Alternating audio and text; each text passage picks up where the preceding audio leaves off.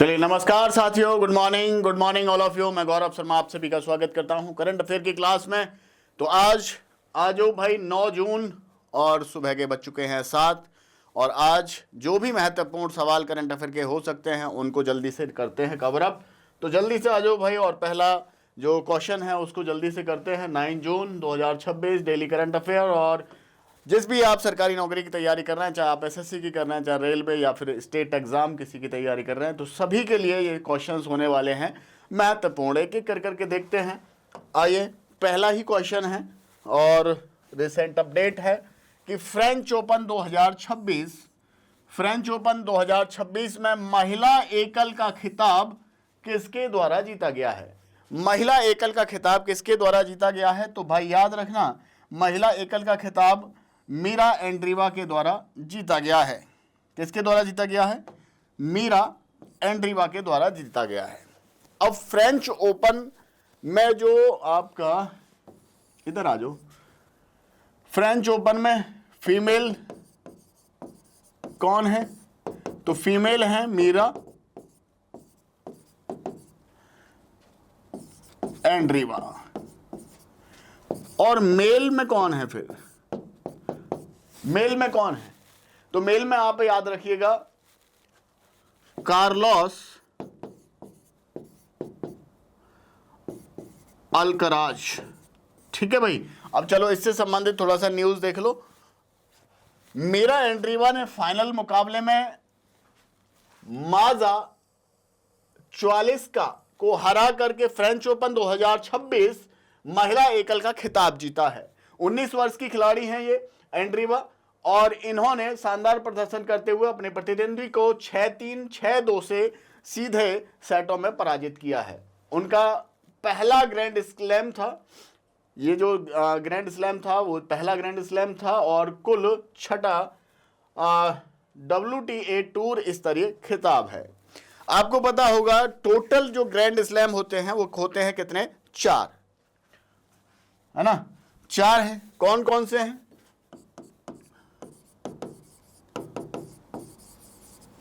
Australia open, French open और Wimbledon championship या open, और चौथा है आपका यूएस ओपन। चौथा कौन सा है? तो यूएस ओपन। अभी जो हम बात कर रहे थे वो किसकी बात कर रहे थे? वो बात कर रहे थे हम आपका फ्रेंच ओपन 2026 की, है ना? चलो, तो अब आगे देखो। नेक्स्ट क्वेश्चन क्या पूछ रहा है? नेक्स्ट क्वेश्चन आपसे पूछ रहा है कि हाल ही में भारतीय वायुसेना के उप प्रमुख vice chief of the air staff के रूप में किसे नियुक्त किया गया है? किसको नियुक्त किया गया है भाई? तो ध्यान रखिएगा, अभी vice chief of air staff appoint किया गया है आशुतोष दीक्षित को। अगर आपको आंसर पता है तो कमेंट बॉक्स में आंसर जरूर डाल दो। ठीक है, आशुतोष दीक्षित को। ठीक है, पहले इनसे संबंधित न्यूज देख लो, फिर मैं और जो भी पॉइंट होंगे उनको बताऊंगा। आशुतोष दीक्षित भारतीय वायुसेना के नए वाइस चीफ एयर स्टाफ इनको नियुक्त किया गया है और वो 1 जुलाई से अपना कार्यभार संभालेंगे। 1 जुलाई से वो अपना कार्यभार संभालेंगे। अभी तक वो इंटीग्रेटेड डिफेंस स्टाफ मुख्यालय में प्रमुख के रूप में काम कर रहे थे और वे एयर मार्शल नागेश कपूर का स्थान लेंगे। किसका स्थान लेंगे? नागेश कपूर का स्थान लेंगे। अब मुझे बताइए कि Indian air force IAF, Indian air force की बात करें तो कब हुई थी स्थापना? इंडियन एयरफोर्स की स्थापना कब हुई थी? तो याद रखिएगा 8 अक्टूबर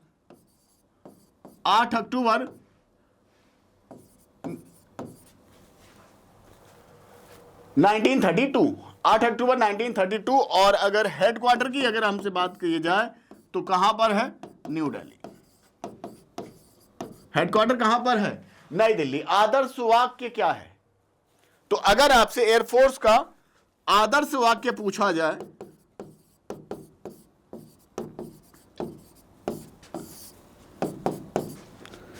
तो याद रखेंगे touch the sky with glory, ठीक है। हिंदी में अगर आपको याद रखना हो तो लिखेंगे नभ स्पर्शम दीप्तम, नभ स्पर्शम दीप्तम आदर्श वाक्य है। और वर्तमान में चीफ ऑफ एयर स्टाफ, वर्तमान में जो चीफ ऑफ एयर स्टाफ हैं इनका नाम और याद रखिएगा भाई, chief of air staff, chief of air staff के तौर पर आप नाम याद रखिएगा किसका, न तो नाम याद रखेंगे आप अमरदीप सिंह का, किसका, अमरदीप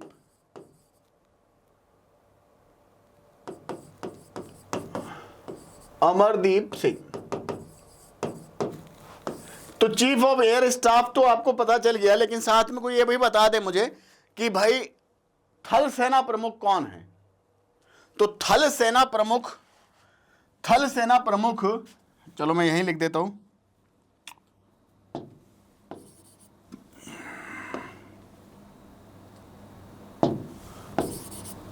थल सेना प्रमुख भी आप याद रखिए कौन है, तो याद रखेंगे उपेंद्र द्विवेदी। थल सेना प्रमुख कौन है, उपेंद्र द्विवेदी। एयरफोर्स के प्रमुख हो गए, थल सेना प्रमुख हो गए। अब नेवी के प्रमुख और याद कर लीजिएगा साथ में, तो नेवी के प्रमुख, नौसेना प्रमुख के तौर पर आप दिनेश कुमार त्रिपाठी को याद रखेंगे, ठीक है जी। तो कहां लिख देते हैं, इधर लिख देते हैं।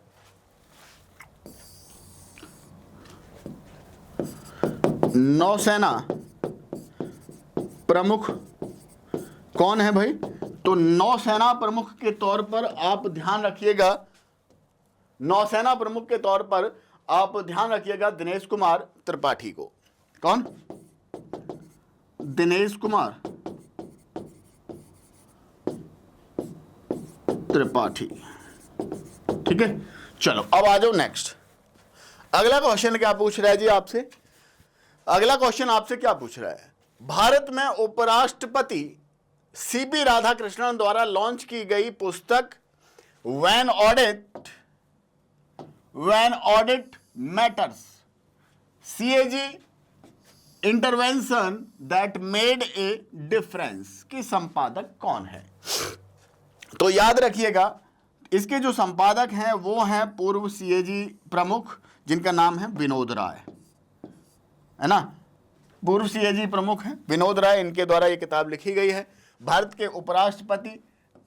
उपराष्ट्रपति सीपी राधाकृष्णन जी ने उपराष्ट्रपति भवन में इस किताब का व्हेन ऑडिट मैटर्स, इस किताब का विमोचन किया। इसके जो लेखक हैं, इसके जो संपादक हैं वो पूर्व नियंत्रक एवं महालेखा परीक्षक मतलब सीएजी श्री विनोद राय हैं, ठीक है, श्री विनोद राय हैं।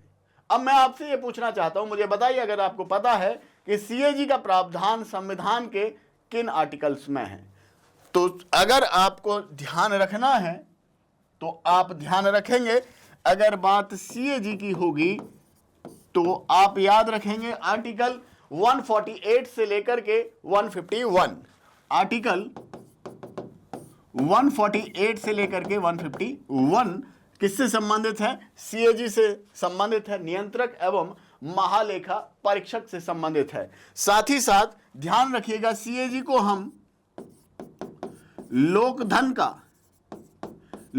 का संरक्षक कहते हैं। क्या कहते हैं, लोकधन का संरक्षक कहते हैं, मतलब guardian of public purse, guardian of public purse, लोकधन का संरक्षक कहा जाता है। और इसके साथ साथ केंद्र और राज्य सरकार के समस्त आय और व्यय का ब्यौरा रखता है कौन, सीएजी। और इस टाइम पर वर्तमान में सीएजी कौन है, वर्तमान सीएजी, तो वर्तमान जो सीएजी हैं तो याद रखिएगा संजय मूर्ति, तो वर्तमान में जो सीएजी हैं उनका नाम है संजय मूर्ति। नियुक्ति इसकी राष्ट्रपति के द्वारा की जाती है। नियुक्ति किसके द्वारा की जाती है? नियुक्ति राष्ट्रपति द्वारा की जाती है। ठीक है जी, ध्यान रखिएगा। नेक्स्ट क्वेश्चन पे फोकस करिए। चलो नेक्स्ट क्वेश्चन पे ध्यान देंगे भाई। जापान में आयोजित पुरुष अंडर 18 एशिया कप 2026 का खिताब किस देश के द्वारा जीता गया है? जापान में आयोजित पुरुष अंडर 18 एशिया कप 2026, तो भाई ये जीता गया है किसके द्वारा? भारत के द्वारा। किसके द्वारा जीता गया है? भारत के द्वारा जीता गया है ना। संबंधित न्यूज देख लेंगे। एक एक क्वेश्चन इंपॉर्टेंट है देखो पेपर के लिए। जापान में आयोजित पुरुष अंडर 18 एशिया कप 2026 का खिताब भारत ने जीता है। इस भारतीय पुरुष टीम ने फाइनल मुकाबले में मेजबान और गत चैंपियन, मतलब पुरानी जो चैंपियन थी जापान, उसको 4-1 से हरा करके स्वर्ण पदक अपने नाम किया है। किसको हराया है? तो जापान को हरा करके, जो मेजबान भी थी और पूर्व चैंपियन भी है, जापान को हरा करके भारत ने यह स्वर्ण पदक अंडर 18 एशिया कप 2026 का अपने नाम किया है। ठीक है, और ये टूर्नामेंट 29 मई से लेकर के 6 जून 2026 तक जापान में आयोजित किया गया था।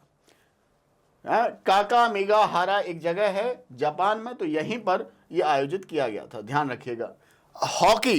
हॉकी से संबंधित है, तो मुझे कोई बता दे चलो हॉकी इंडिया की स्थापना कब हुई थी? हॉकी इंडिया की स्थापना कब हुई थी? तो याद रखिएगा हॉकी इंडिया की स्थापना 2009 में, जिसका हेडक्वार्टर कहां पर है? तो इसका हेडक्वार्टर है न्यू दिल्ली। कोई दिक्कत नहीं भाई। चलो तो नेक्स्ट आ जाओ फटाफट से आगे। आपसे पूछा जा रहा है हाल ही में हॉस्टाइल एक्टिविटी वॉच कर्नेल नामक भारत के पहले डिजिटल वन्यजीव अपराध प्रबंधन सिस्टम को किस राज्य के द्वारा लॉन्च किया गया है? तो भाई ये लॉन्च किया गया है किसके द्वारा? केरल के द्वारा। अब इसका क्या मतलब है? तो पहले तो इसके संबंधित न्यूज पे आइए तो समझाते हैं फिर आपको। देखिए केरल के वन विभाग ने 6 जून 2026 को हॉक का शुभारंभ किया। हॉक मतलब हॉस्टाइल एक्टिविटी वॉच कर्नल नामक एक डिजिटल प्रणाली है जिसको लॉन्च किया है। क्या होगा इस प्रणाली से? यह भारत की पहली ऐसी प्रणाली है जो वन्यजीव अपराध प्रबंधन के लिए न्यायपालिका को एकीकृत करती है। वन विभाग का डेटा और न्यायपालिका का डेटा दोनों एक प्लेटफॉर्म पर उपलब्ध होगा। यह ऐसा प्लेटफॉर्म है, एक एप्लीकेशन प्रोग्रामिंग इंटरफेस के माध्यम से वन प्रवर्तन अभिलेखों को जिला न्यायालय प्रबंधन प्रणाली से जोड़ेगा और मामले के जितने भी डेटा है उसको केंद्रीयकृत डेटाबेस के साथ संजोएगा, संग्रहित करेगा। ठीक है जी। तो मतलब कहने का यह है जो वन विभाग का डेटा है उसको न्यायपालिका के साथ एकीकृत किया जाएगा हॉक सिस्टम के माध्यम से। कहां पर? केरल में। ठीक है ना। जो वन्यजीव अपराध के मामले हैं उनको और न्यायालय को, जिससे कि ट्रैक किया जा सके मामलों को। अब आजो जी नेक्स्ट क्या पूछा जा रहा है कि हाल ही में डॉक्टर जितेंद्र सिंह ने भारत के 7वें क्षेत्रीय मौसम विज्ञान केंद्र आरएमसी का शुभारंभ किया है। कहां पर किया है? तो डॉक्टर जितेंद्र सिंह ने आरएमसी का जो उद्घाटन किया है भाई वो किया है कहां पर? जम्मू में किया है। और इससे क्या है कि जो जम्मू क्षेत्र का जो मौसम है उसकी सही सटीक जानकारी हासिल की जा सके, जिससे कि जैसे कि आपका वैष्णो देवी यात्रा होती है तो उस यात्रा में मौसम की सही जानकारी लग सके, पूर्वानुमान अगर अच्छे होंगे हमारे पास तो जो हमारे श्रद्धालु हैं उनको किसी भी तरीके की हानि नहीं होगी। तो इसीलिए इस चीज़ को ध्यान में रख करके ये क्षेत्रीय मौसम विज्ञान केंद्र यहाँ पर स्थापित किया गया है। तो पहले न्यूज़ को एक बार पढ़ लो केंद्रीय मंत्री डॉक्टर जितेंद्र सिंह ने भारत के 7वें क्षेत्रीय मौसम विज्ञान केंद्र का शुभारंभ जम्मू में किया है। यह केंद्र जम्मू कश्मीर, लद्दाख, हिमाचल प्रदेश के हिमालयी क्षेत्रों में मौसम की सटीक जानकारी और आपदा चेतावनी दे पाएगा। यह केंद्र बादल फटने जैसी घटनाएं, अचानक बाढ़ या हिमस्खलन, भारी बर्फबारी या भूस्खलन जैसी प्राकृतिक आपदाओं के लिए पहले से चेतावनी जारी कर सकता है। ठीक है, अब मुझे बताइए, भारत मौसम विज्ञान विभाग, भारत मौसम विज्ञान विभाग की स्थापना कब हुई थी? स्थापना कब हुई थी? भारत मौसम विज्ञान विभाग की स्थापना कब हुई थी भाई? तो याद रखिएगा 1875 में हुई थी, जिसका हेडक्वार्टर कहाँ पर है? नई दिल्ली में है। जिसका हेडक्वार्टर कहाँ पर है? नई दिल्ली में है। कोई दिक्कत नहीं भाई। और ये आता है मिनिस्ट्री ऑफ अर्थ साइंस के अंतर्गत काम करता है। किसके अंतर्गत? Under ministry of earth science. ठीक है, तो ध्यान रखेंगे, याद रखेंगे, यहां तक किसी को कोई प्रॉब्लम नहीं होगी। तो आओ, अगला क्वेश्चन है और बड़ा ही अच्छा और इंपॉर्टेंट सवाल भी है, ध्यान रखिएगा। नॉर्वे शतरंज 2026, नॉर्वे शतरंज 2026 का खिताब जीतने वाले पहले भारतीय कौन बने हैं? कौन बने हैं जी पहले भारतीय? तो नाम याद रखेंगे, आर प्रज्ञानंद। आर प्रज्ञानंद पहले भारतीय बने हैं जिन्होंने नॉर्वे शतरंज 2026 का खिताब अपने नाम किया है। पहले तो इससे संबंधित न्यूज देख लो, फिर एडिशनल इंफॉर्मेशन पे बात करेंगे। भारतीय grand master R Praggnanandhaa Norway शतरंज 2026 का खिताब जीतने वाले पहले भारतीय खिलाड़ी बन गए हैं। 5 जून 2026 को टूर्नामेंट के अंतिम दौर में जर्मनी के विंसेंट कीमर को हराकर कुल 18 अंकों के साथ उन्होंने ऐतिहासिक जीत दर्ज की। ठीक है जी। अब आप ध्यान रखिएगा, जो भारत के पहले ग्रैंड मास्टर कौन थे, है ना? सब जानते हुए होंगे भारत के पहले ग्रैंड मास्टर कौन है? भारत के पहले ग्रैंड मास्टर कौन है? तो विश्वनाथ आनंद। कौन है? विश्वनाथ आनंद। ठीक है, अब मुझे फटाफट से बता दीजिएगा, वर्तमान में विश्व शतरंज चैंपियन कौन है? वर्तमान विश्व शतरंज चैंपियन कौन है? तो नाम याद रखिएगा, डी गुकेश का। किसका नाम याद रखना है? डी गुकेश का नाम आप याद रखेंगे। किसी को यहां तक कोई प्रॉब्लम नहीं होगी। ठीक है भाई, चलो तो आओ फटाफट से अगला क्वेश्चन। अगला क्वेश्चन आपसे क्या पूछ रहा है? हाल ही में आयुष्मान भारत PMJAY लागू करने वाला 36वां राज्य केंद्र शासित प्रदेश कौन बना है? कहां पर आयुष्मान भारत लागू करने वाला 36वां राज्य बना है भाई? पश्चिम बंगाल। तो पश्चिम बंगाल में अभी पता है आपको, नई सरकार बनी है पश्चिम बंगाल में, है ना? हाँ, तो पश्चिम बंगाल में हाल ही में आयुष्मान भारत प्रधानमंत्री जन आरोग्य योजना को लागू करने वाला 36वां राज्य बन गया है। और यहाँ पर इस योजना के तहत जो पात्र परिवार हैं, जो एलिजिबल क्राइटेरिया को जो पूरा करते हैं, उन परिवारों को प्रति वर्ष 5 लाख रुपए तक का मुफ्त स्वास्थ्य बीमा कवर प्रदान किया जाता है। ठीक है जी, तो ध्यान रखिएगा, कितना का कवर दिया जाता है? 5 लाख रुपए तक का प्रतिवर्ष स्वास्थ्य बीमा कवर इसके माध्यम से दिया जाता है। नेक्स्ट, हाँ, हाल ही में वकील से सीधे सुप्रीम कोर्ट में प्रमोट होने वाली दूसरी महिला कौन बनी है? वकील से सीधे सुप्रीम कोर्ट में प्रमोट होने वाली दूसरी महिला कौन बनी है? तो यह नाम याद रखिएगा, वेंकटा मोहना। कौन है? वेंकटा मोहना है। और इनसे संबंधित जो न्यूज़ है, थोड़ा सा आओ इधर, वरिष्ठ, हाँ देखिए थोड़ा काम का है जो मैं अंडरलाइन करूंगा उसको थोड़ा सा फोकस करिएगा। वरिष्ठ अधिवक्ता वेंकटा सुब्रमणी मोहना को 2 जून 2026 को सीधे सुप्रीम कोर्ट का जज नियुक्त किया गया था। सुप्रीम कोर्ट का जज सीधे नियुक्त किया गया है, वकील से ये सीधी जज बनी है। इससे पहले एक वाकया और हो चुका था, ये दूसरी महिला है जो सीधे वकील से जज बनी है। न्यायालय में प्रमोट होने वाली देश की केवल दूसरी महिला वकील हैं। सुप्रीम कोर्ट के इतिहास में वह 12वीं महिला न्यायाधीश हैं। सुप्रीम कोर्ट में कुल कितनी महिला न्यायाधीश हो चुकी हैं? तो 12 महिला न्यायाधीश हो चुकी हैं। इनकी इस नियुक्ति के साथ ही देश की सर्वोच्च अदालत में कार्यरत महिला जजों की संख्या सुप्रीम कोर्ट में 12 कुल हैं, है ना। और